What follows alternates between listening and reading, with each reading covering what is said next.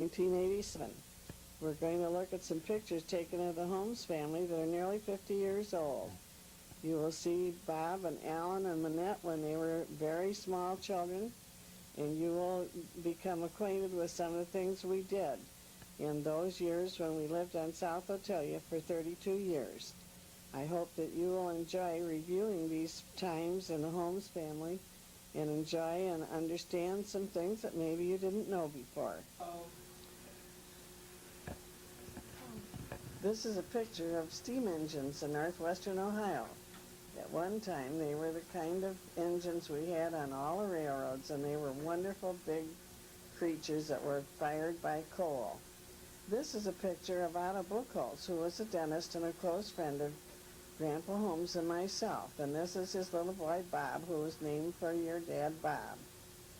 And here is Bob Holmes when he was a couple of years old. The Buchholz had come to visit us. Here I am with Betty Buchholz trying to help Alan learn to walk. He was a very little guy, about a year old in this picture. Betty Buchholz with Betty Berman. Used to be Betty Berman. She'd been a student of mine in high school many years ago. Your folks owned the mortuary and the furniture store in Genoa, Ohio.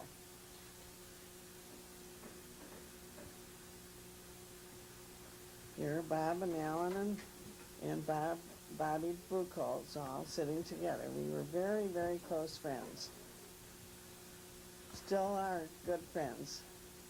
Betty and I are still close and still communicate a lot together. She lives in Green Valley, Arizona now. I live in Denver, Colorado. Here's Grandpa Holmes helping Alan learn to walk. The flowers you see in the background were Grandma's chrysanthemums. They were perfectly beautiful in the fall. Gorgeous bed of chrysanthemums in the Genoa house that had been your father's home. Don't get up like that on your on the screen, I can't see. Here's Briggs Stadium. Bob and I think his father and I don't know who else had gone to see a game at Briggs Stadium. They were all baseball fans. And here's Alan again, just beginning to try to walk. Here he is playing with a little toy on the grass, probably in Genoa again. Genoa is a wonderful little town, a very small town in northwestern Ohio, where I met your father, and we were subsequently married. And then when we come home to see Grandpa and Grandma, it was in this little town. Aunt Mid still lives there these many years later. Alan is creeping now. It was easier to get down and creep sometimes than it was to stand up and walk. We did both for a while.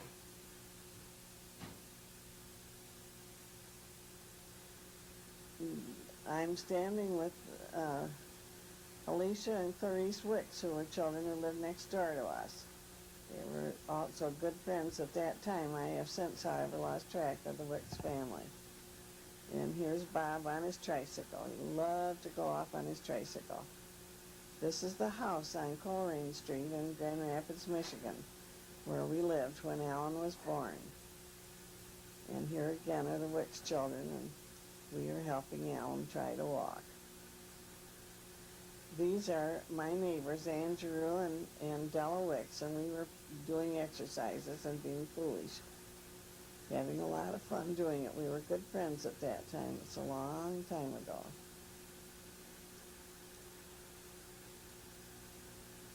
Here's Bob in the sand at one of the lakes. I'm not sure whether it's at Lake Michigan or not, but it may be, because we used to go down to Lake Michigan and stay for weekends or sometimes just go for a picnic on a Sunday.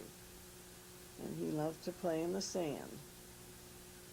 Alan loved to walk right out into the water. I had to watch him very closely because he had no fear of it at this time. Here you go. There's Alan creeping toward the water.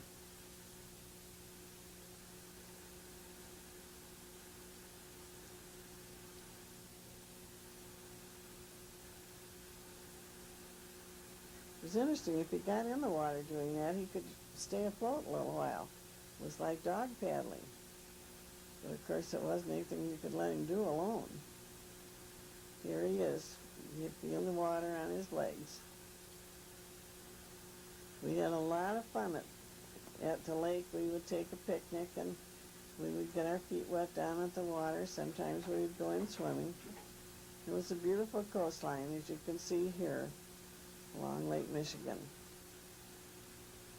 Lake Michigan is a beautiful body of water, in some ways nearly as beautiful as the ocean. Here's my brother Bud, who was visiting us at this time, subsequently went away with the Seabees to Hawaii. This was his wife, Violet.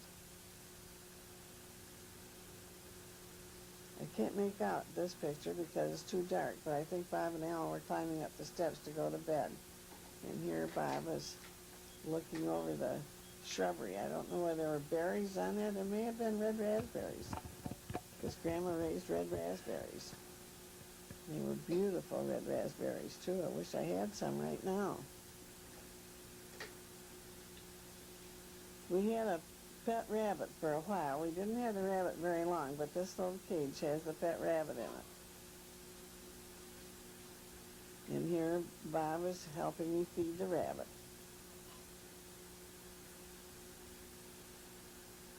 And there's old Red, a red bone hound that lived next door and was more our dog than theirs, because he loved the boys and loved to be with them. He used to come in the kitchen and lick up the crumbs off the breakfast nook floor after the boys had had their meals.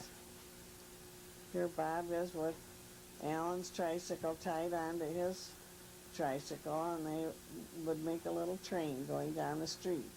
The street was safe. There wasn't very much traffic on it, and it was possible for the children to play out there. There I am, checking up on the boys as they go along, to be sure that nothing happens, that they don't fall off or anything. They didn't fall. They did a beautiful job of playing with those tricycles. That was the Wicks. House next door? That was Wicks.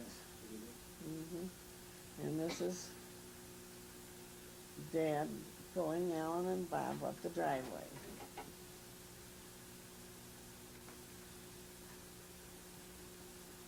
Alan again waving bye-bye.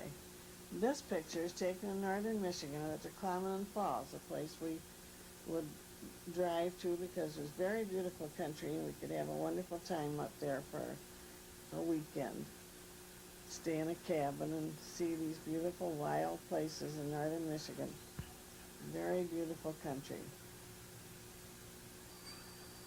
This probably is a burned over forest up in northern Michigan.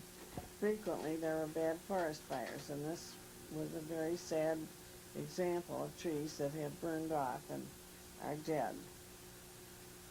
Forest fires are dangerous in many parts of the country, and that was one of them, northern Michigan. This was a cabin that we used to visit in order to have a weekend. There's Aunt Fran staying at the cabin that year with us.